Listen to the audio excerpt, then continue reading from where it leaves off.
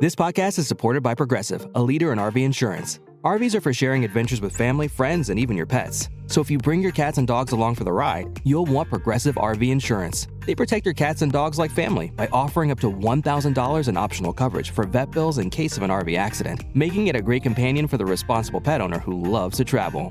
See Progressive's other benefits and more when you quote RV insurance at progressive.com today. Progressive Casualty Insurance Company and Affiliates. Pet injury is an additional coverage and subject to policy terms.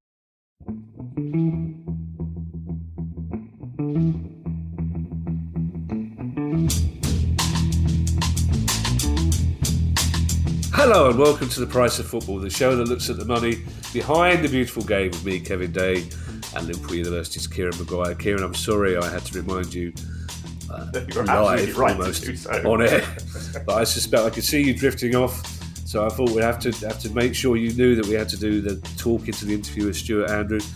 Stuart Andrew is a sports minister, Kieran. He's been he's sort of taken over from Tracy Crouch, really, guiding. That's a new word. Guiding, yeah, that's the official full-length version of the word guiding. He's been guiding the football government bill through Parliament, but he took time out from his busy schedule to have a chat with us, and very interesting it was too.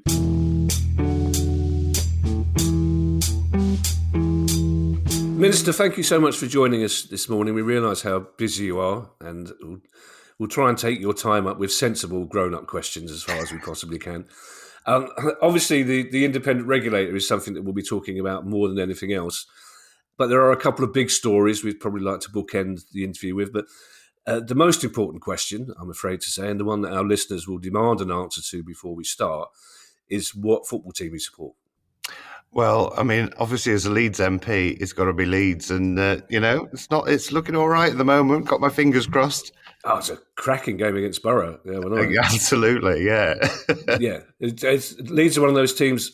Obviously, for tradition purposes, I want to see them in the Premier League, but also if they keep defending like that, I'm very happy to see them back in the Premier League. Essentially, yeah. Well, I can tell you, all the people in my local pub are getting very excited. So good.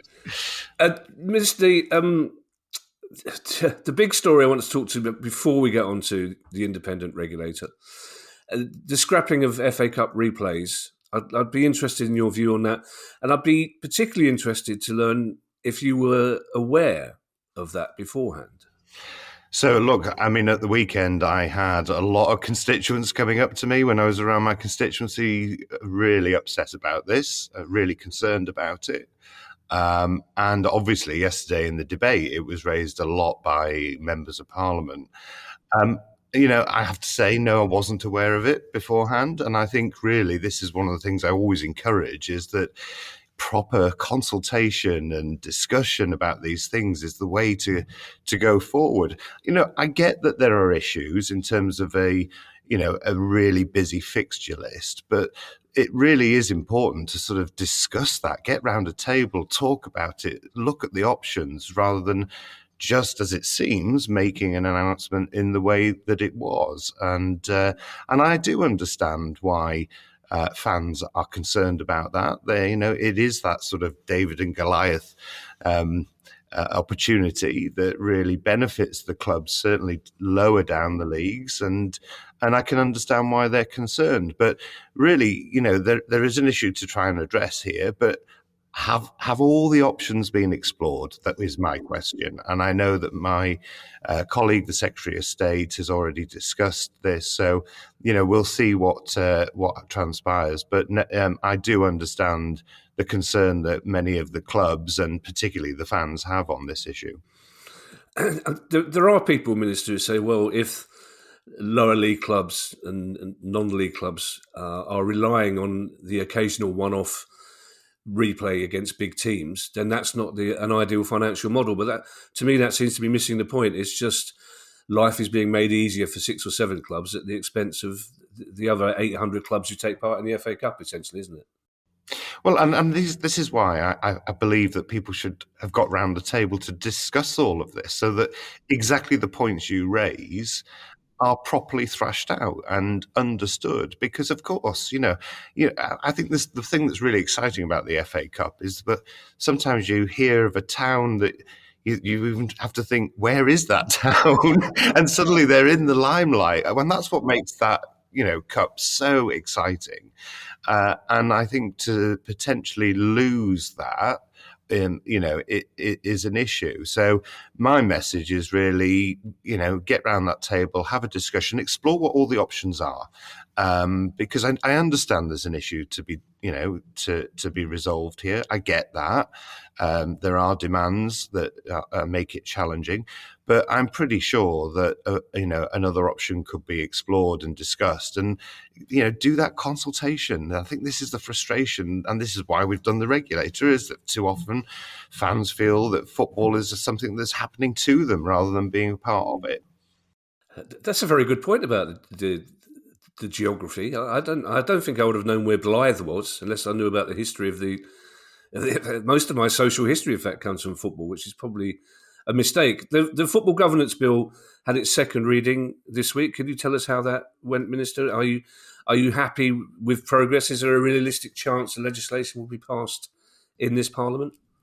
Well, I have to say that yesterday was a great moment. It's been we've been working really hard for a good couple of months, probably a year since the white paper, to get a bill that does the job that the white paper and crucially the fan-led review, which really started all of this, that the white paper, the legislation and the regulator will have the powers that are needed to address many of those issues that people raised with that fan-led review.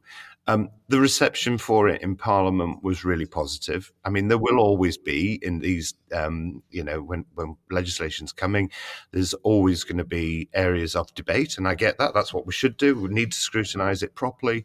But broadly, right across the chamber, people were welcoming this. They thought it was a good move. And it was one of those days, I have to say, that, was a joy to be in Parliament because it was just amazing to hear the support for it. But also, I think, was an opportunity to reflect on why this was being done, particularly from MPs who represent clubs that have gone through those really horrible, challenging times, and for us to particularly look at the financial issues that do exist with some clubs. Now, we're not saying all clubs are run badly. Of course they're not. Some are run really well. But, when a club goes into administration, as I said yesterday when I was closing the debate, it's more than just a football club. Of course, it's massive for the fans when that happens. That distress is really, really challenging. But the wider implications for the community in which that club is based is significant. The whole community feel it, even if they're not particularly big football fans. That is the evidence that we have seen, and that's what has compelled us to do this. And I'm really looking forward to us now progressing with the bill. And you ask, is there real a chance of this getting through? I think the commitment, and I've worked with my colleagues cross-party because I'm being keen to make sure that we really focus on delivering this. And, I have to say all of them have said the same. There's a shared ambition to get this done before the general election so that the regulator can start to get on with the job that it needs to do, which is to really support English football and make sure that the brilliance that it is around the globe continues, but also that we identify problems that may exist within a club at a much earlier stage, rather than the current situation where fans sometimes one morning wake up to the shock that their club has gone into administration. It's good to hear that there's such support in Parliament, because party allegiances aside, I can't remember a piece of legislation that's been so popular amongst the man on the Clapham omnibus, as Kieran likes to say. And certainly in the Parsons Arms before the Palace game on Sunday, the amount of people that are talking about this, and I don't know, we'll come on to opposition to the regulator later, but I don't know any football fan who thinks it's a bad idea. And I know a lot of football fans who, through gritted teeth, are acknowledging that what a good piece of legislation it is. And also, it was fantastic to see Tracy Crouch in full flight yesterday. And Kieran was part of the fan-led review. Kieran and Tracy swap some rather potty-mouthed text messages, I have to say, from time to time. But I think it's important to acknowledge the role that she played in this as well, isn't it? Oh, absolutely. Look, Tracy is a good friend of mine, and she has done an amazing job. You know, the 100 hours of evidence I think that they heard has been phenomenal in building up the case that enabled us to then publish the white paper and now to get second reading of the bill done. And I also want to pay tribute to Kieran for the amount of work that he has done. I mean, you know, getting that information about what is the financial situation of football in England has been incredibly important in helping us to construct this legislation in a way that will address many of those issues. And, you know, I'm really grateful to everybody who's done it. And also a massive thank you to all the team here at DCMS. You know, there's been a really hard work going on to get this bill into the place that it needs to be. And so, yeah, I mean, and you say you've never heard of any, you know, a piece of legislation as popular as this. I would agree with you. Having been an MP for 14 years, I've never seen a bill introduced to Parliament that sort of is roundly welcome in the way that it was yesterday. And that was great to see. Well, while you're in the business of thanking people, Minister, I've read a lot of stuff about it. If you want to, want to include me in this, that's fine. Of course, of course I will. There is a couple of these next questions are from our listeners, so you know these will be sensible questions. Although one of the issues that was raised in the pub in South London on Sunday, I have to say, is the rumour that the regulator may be based in Manchester. Is there any truth in that? Yes, there is truth in that. We've put out the advert for the chair and a couple of the non-execs, and in that advert it does say that the regulator will be based in Manchester, and you know there's good reason for this. You know, I want to make sure that not everything is in London, and you know it's really important that we do have something as significant as this. In a different part of the country. It's not to say that there won't be reach in all parts of the country. Of course there will be. But yeah, Manchester is the chosen destination. I'm a very proud Londoner, Minister. And if I had my way, I would put a moat around the M25. And keep everything. But even I think that the National Stadium, for example, should be in Birmingham. It should be in the centre of the country, as far as I'm concerned. Should be accessible to all. You mentioned that you put the advert out. So what will the recruitment process be from now? Do you know what sort of person you're looking for? Will they need a football background, or would you prefer a business background, a politics background? Well, I mean, my what I'm really keen to see actually is a wide range of applications, you know, so that we have the best choice available to us. But you know, it's sensible, I suppose, that the person has to have understanding of a regulatory environment, understanding of a bit of a financial background, but also an understanding of football itself and the unique business model that football is. So, you know, there's a lot of qualities that we'll be looking for. I suspect there's going to be a lot of interest in this role, and I look forward to seeing those applications. Obviously, it has to go through the proper process that we, you know, any sort of appointment like this usually goes through. But yeah, I'm really excited to see who might apply for this. What a difficulty as well, I suppose, is that there's going to be, not in a Nottingham Forest, Luton sort of way, but there's going to be so much scrutiny of the independence of the regulator. We'll come on to opponents of the bill later, but there will be people, unfortunately, who look to undermine the integrity of the independent regulator. So that makes the recruitment process that much more difficult in a way, doesn't it? Well, look, you are right. Of course, it will come under a lot of scrutiny. And the independence bit has been really important because we want to reassure everybody that this isn't about government interference in football, and reassure the likes of UEFA and FIFA that this is truly independent. There was a bit of criticism yesterday that it's taken this long to get the bill to the floor of the House. I don't make any apology for that, because I wanted to make sure it was constructed properly and that it would give that real assurance that this regulator will be independent. And therefore, yes, I mean, whoever gets appointed as chair will come under scrutiny.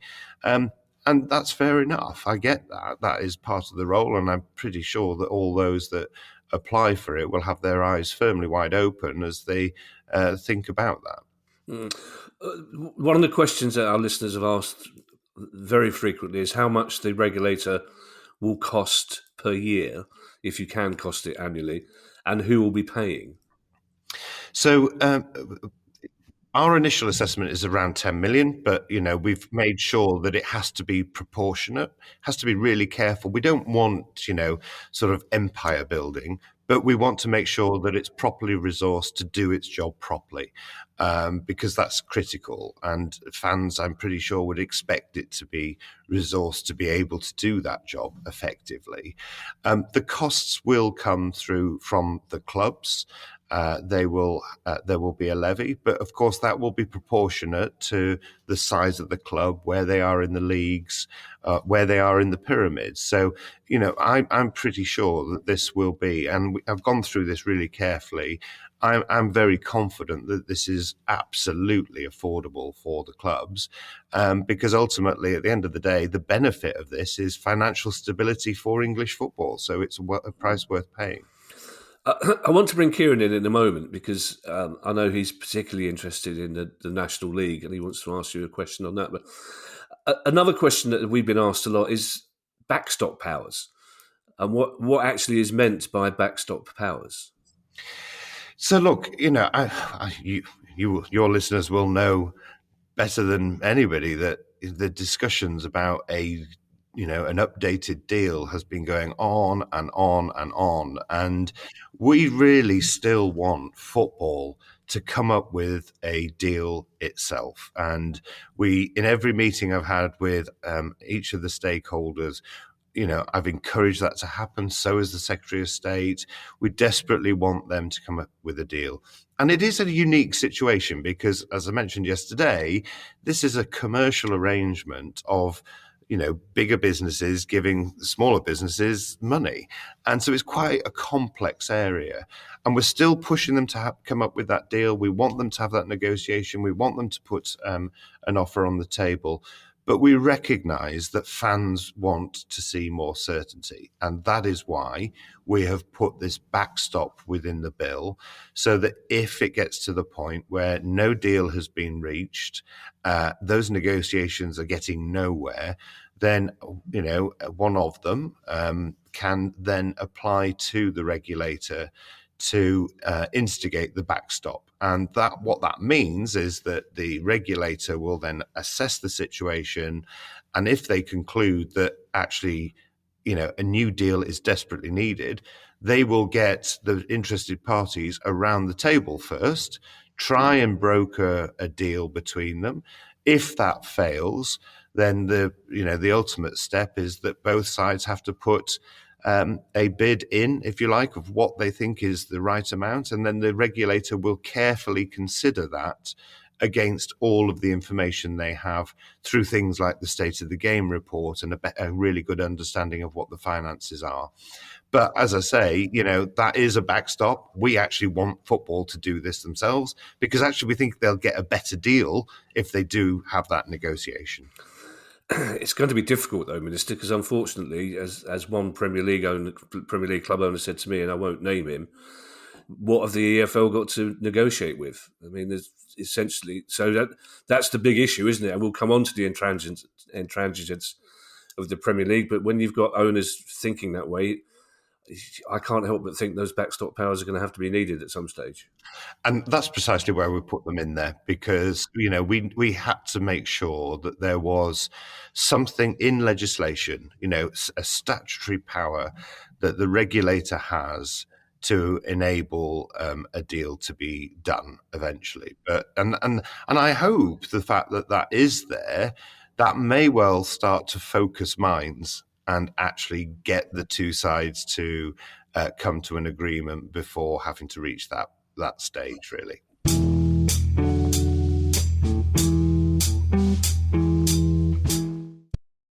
This podcast is supported by Progressive, a leader in RV insurance. RVs are for sharing adventures with family, friends, and even your pets. So if you bring your cats and dogs along for the ride, you'll want Progressive RV insurance. They protect your cats and dogs like family by offering up to $1,000 in optional coverage for vet bills in case of an RV accident, making it a great companion for the responsible pet owner who loves to travel.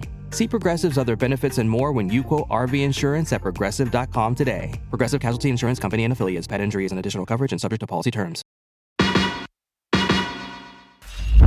Hi, I'm Steve Lemack, and every week I'm joined by Music Ally's Head of Insight, Stuart Dredge, on The Price of Music, the weekly podcast all about the money behind the music industry.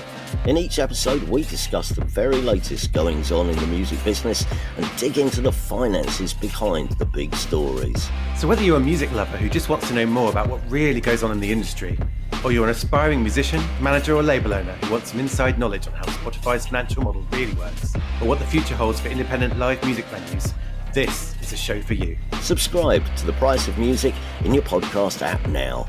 See you soon.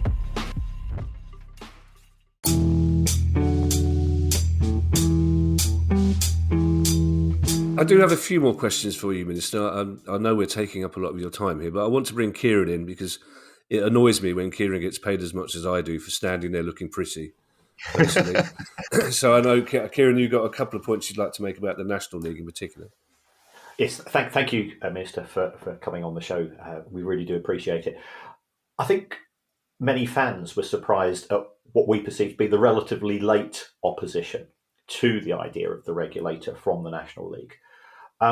Were you aware of this for some time? And secondly, is there therefore a case, and I personally am not in favour of this, for saying that the National League should be excluded from the remit of the regulator, given their opposition to the bill? So, look, I mean, as I mentioned at the beginning, we've done a lot of engagement. I've had, several meetings with the National League. I think there are, as always, there are different voices within it. But yeah, I understand where they came from in the end. I don't agree with it. I think actually this will benefit those clubs in the National League.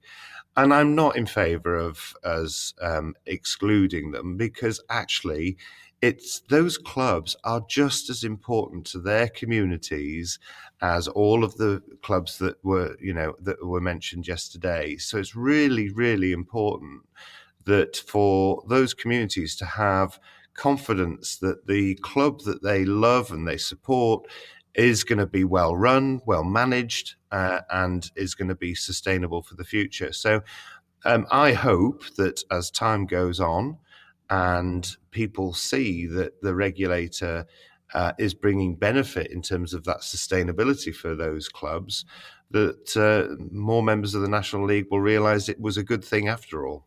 Mm.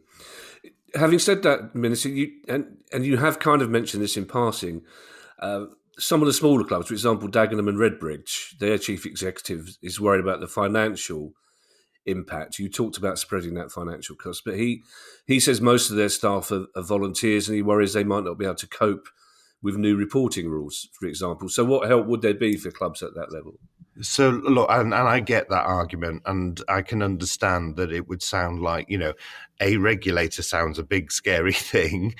And I understand that. And that's why we have listened to those voices. And that's why how a regulator will be working with clubs at the top of the Premiership, for example, will be different to how it works with clubs lower down the league. It's a proportionate approach, understanding the resources or the fact that some of these, as you mentioned, are run by amazing volunteers. it will be proportionate, but it's also an advocacy first approach. So working with the club rather than a heavy stick. It's about, let's try and work together, understand what's going on. Now, most clubs will be doing the sort of financial plans. They will be thinking about what their future year looks like. They will be trying to understand where their money comes from. So it won't be much extra work, but it's just making sure there's another pair of eyes looking at it and ensure that is a sustainable path for that club for the future. Well, let's talk about the Premier League. Now you've mentioned them. I think most of us who have been doing this pod or listening to this pod, I don't listen to it much, to be honest. I'm on it, so I don't. That's a strange thing to say. The Premier League seemed to be vehemently opposed to it. First of all, were you surprised by the level of opposition? And secondly, do you have any idea what they mean by unknown consequences? Because it seems to me that the only argument they have, and we've seen Richard Masters rehearse his argument in the Times on a regular basis, is that there could be unknown consequences. There could be unknown consequences when I leave the house to get the paper in 15 minutes' time. So that if that's their only argument, I'd respect the Premier League more, and I support a Premier League club, I understand. I would respect that argument more if they said, these are the reasons we don't like it, even if that reason was we might lose money. Because then at least you know where they stand. Well, again, we have done a tremendous amount of engagement with the Premier League. We've been, not just with the executive, but with individual clubs to listen to them. And, there is a really valid point about let's not damage what is basically a really good success story around the world. The Premier League is the ultimate league in the world when it comes to football. And of course, we don't want to damage that. Why would we? It not only is great in terms of soft power, but actually economically, it's really important to the country. So, and we've been careful. We've listened to some of the points that they've raised. We've tried to make changes to give reassurance. And again, I would say that these are big businesses, and surely they would be doing their own financial plans. Surely they will be making sure that they have the resources they need to run the club, and that they want to do everything they can to make them sustainable. So I don't understand I really don't think they have anything to fear. In terms of the unintended consequences, well, I've gone through this bill so many times. I'm testing myself. Our colleagues here in the department have stress tested it.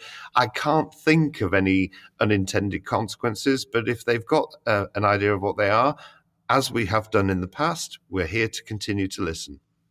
I wouldn't expect you to name them, Minister, but have any Premier League clubs individually approached you with specific worries about the bill? I mean, there have been, yes, but there have been some that welcome it as well. So, it's a mixed bag, and I think you get that in all of the leagues. If I'm being honest, and that's fair enough. I just hope that that's why I'm really keen to get this up and running, because I think once it's in place and people see what it's actually doing, I think most people will realise this was a good decision. Yeah, the trouble is the nature of the Premier League itself, because the free promoted clubs at the end of this season, including yours, hopefully, may well have completely different views than the free relegated clubs in this. So you might find a more pliable Premier League this season, and the season after that might be replaced. So it's people can't get their head around the fact that the Premier League consists of the 20 clubs that are in it at any given time, rather than this nebulous organisation that are just reacting negatively to cause you trouble. So, some clubs have been more vocal, shall I say, with us about their concerns. And I get it. Some of these are legitimate concerns. They're good questions and they're good challenges for us. I think that's what's made this bill even better, because we have had that challenge from those clubs. But other clubs within the Premier League have actually said, we think this is a good thing. We can see where you're going. We understand what you're trying to achieve. And we do think it's good. And as you say, because the clubs will go up and down, people's perspectives may change. But it's always the same in these environments, isn't it, where something is about to come and they haven't actually seen it working in practice. People do have concerns, and I get that. But I feel really confident that once this is up and running, people will realise that this was a good decision, because it means that we can identify the individuals who own the clubs, we can do a proper test to make sure that they are fit and proper people, and that they have the finances to run that club, and that fans are going to be engaged, over and over, and they have that, minimum standard of fan engagement, which is where all of this came from in the first place. The fans are at the heart of this. And I have to say, I agree with you. I haven't met a fan yet that isn't in favour of this. Even some fans, I'm slightly changed that. Some fans who at the beginning of the process were sceptical are now actually really on side. And that even happened in the chamber yesterday.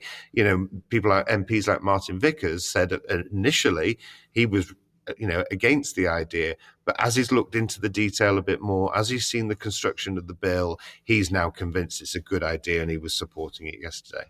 Why was he against the bill initially, do you know? So I think it was more about, is this over-regulating football? Is there a danger of making it, really bureaucratic and all that sort of stuff? And I get that. And that's why we've gone with this sort of proportionate and advocacy first approach, because it will mean that it gets to the source of the issues and, deals with it in an effective way, but without making it too burdensome for clubs, particularly those down the leagues, as you referred to earlier. Just a couple more questions for you, Minister. You mentioned fit and proper persons. This question, you may not be surprised to learn when you hear it, was mostly asked by Reading fans. And there's a lot of people, including Reading fans, want to know if the regulator will be able to act retrospectively. In other words, would they be able to strip existing rogue owners from their clubs? So initially, obviously, if people are coming into, they will go through the fit and proper test. But if evidence, and it has to be hard evidence, but if there is hard evidence that a current owner, there is something that isn't right there, they can do that test, and that's what we need to do, because if, someone might not be fit and proper for, from the moment they've passed the fit and proper test, it doesn't mean that they'll always be fit and proper. They may do something or be involved in something that sort of changes that. So there is scope for the regulator to assess current owners if new information comes to light about who they are or any issues that may need to be addressed. Two more questions. And they're general / personal questions. When I first started doing this pod 4 years ago, I was surprised, horrified, if you like, to learn about the state of football finances. When you took over your current role, were you equally as surprised to learn about how, the disproportionate distribution of money in the game? So I remember it really clearly. My first meeting when I was appointed as minister was with the Football Supporters Association and a handful of representative fans from clubs that had gone through really challenging times. And just listening to those stories, made me realise there's something really bad here.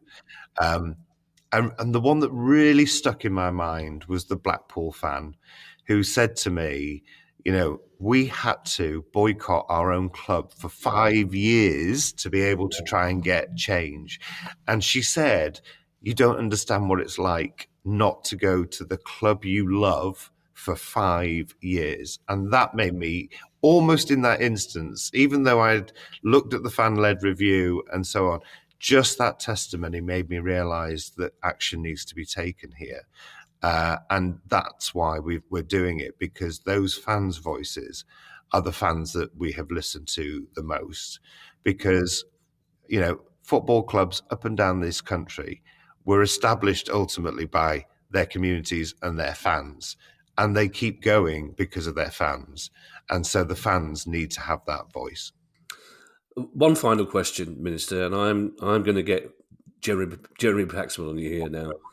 Right. I demand an answer to this one. VAR, where do you stand? Oh God! Because it's Coventry. Never mind Nottingham Forest, Luton. It's Coventry fans who are the most hard done by at the weekend. How that game ended with that terrible decision. So come on, Minister, are you going to ban it? Well, it's not in my gift to ban it. It's football's job to decide whether or not to continue with it. But I was in my local pub watching that match and really felt for them. And I have to say, the Deputy Chief Whip, he's a good friend of mine, Marcus Jones. He's a big Coventry fan. And he was chewing my ear all day yesterday about this, telling me to look at it from a different angle. And I said, it's not my decision. It's not my decision. It's up to football. So I've pointed him in the direction of the football authorities to make his case.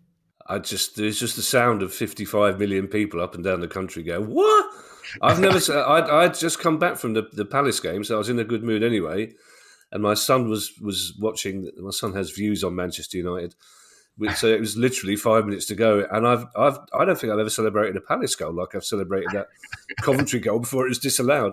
It was a phenomenal match. It was a great game, and as the broadcasters say, it was a great advert for English football.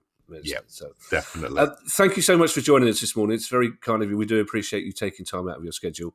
And good luck with the bill.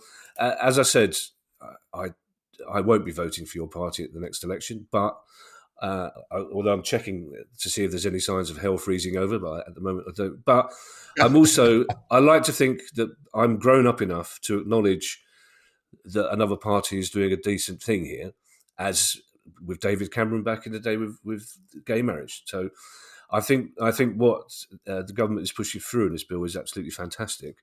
And I've, like every other football fan, I can only wish you well in the passing of the legislation and wish you well in pushing it through against opposition from the usual suspects. So good luck with that, Minister, and thank you for joining us. Well, no, thank you for having me. It's been really enjoyable. And, I actually want to say a big thank you to all those that have been involved in getting us to this position. If it wasn't for all those fans giving up their time, providing the evidence, for Tracy Crouch and Kevin Miles and all of those involved, and both, Kieran, the support you've given in terms of the providing the evidence, it's made it a compelling case. And that's why I think the bill was so warmly welcomed yesterday, because it's based on evidence. Yeah, and also thank you for the image of the Deputy Chief Whip phoning you up immediately the whistle went to demand you do something about that dreadful Usually when you get a phone call from the Whip's office, you panic. Yeah, thank you so much. We really appreciate that. My pleasure.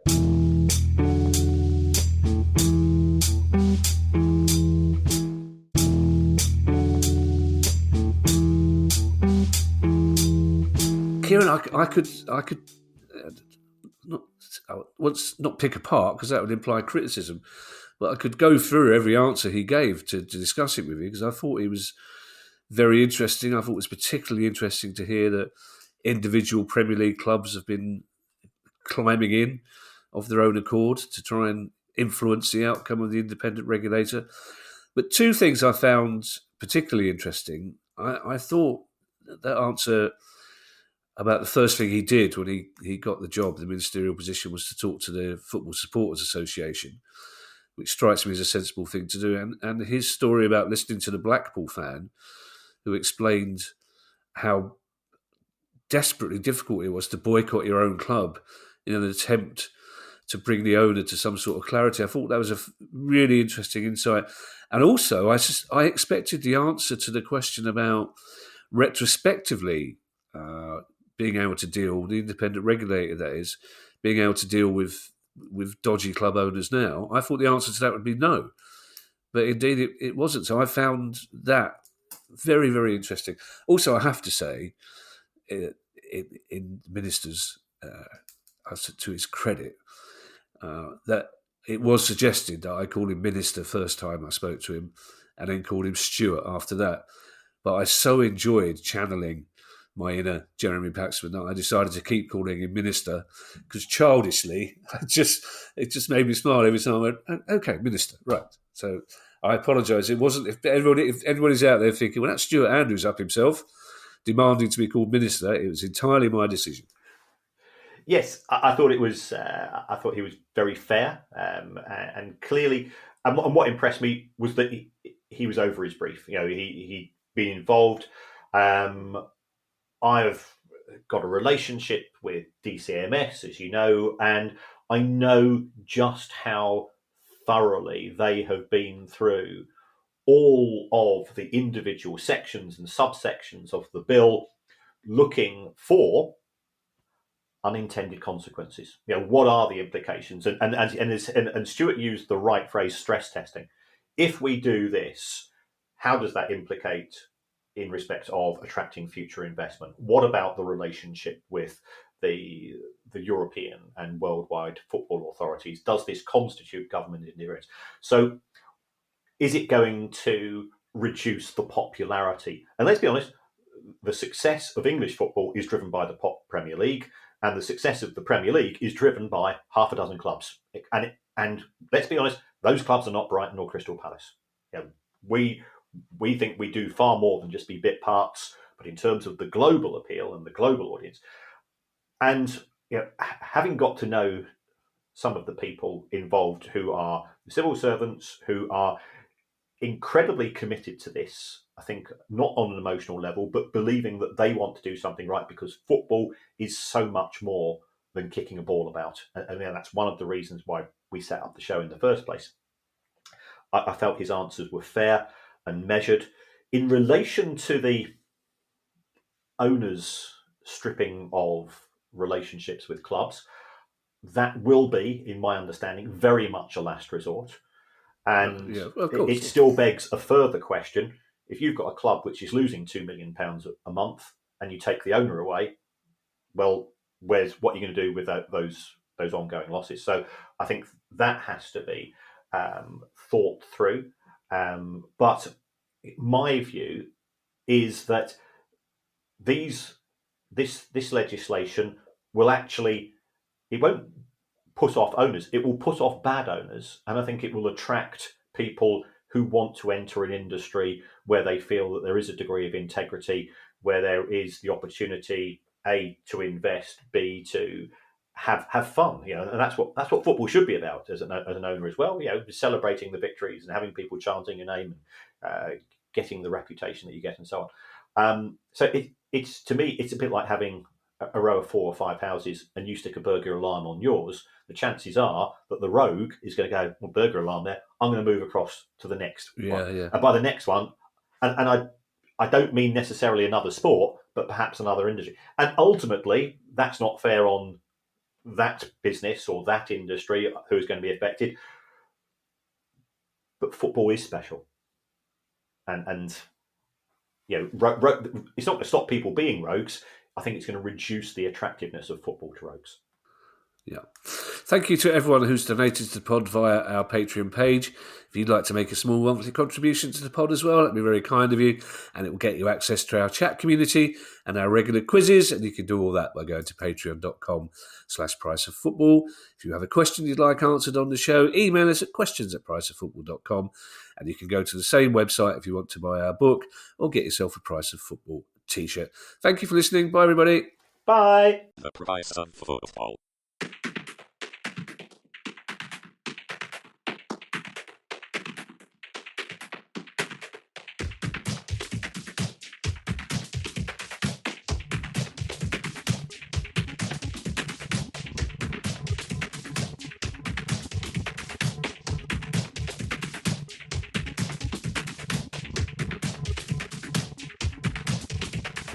The Price of Football.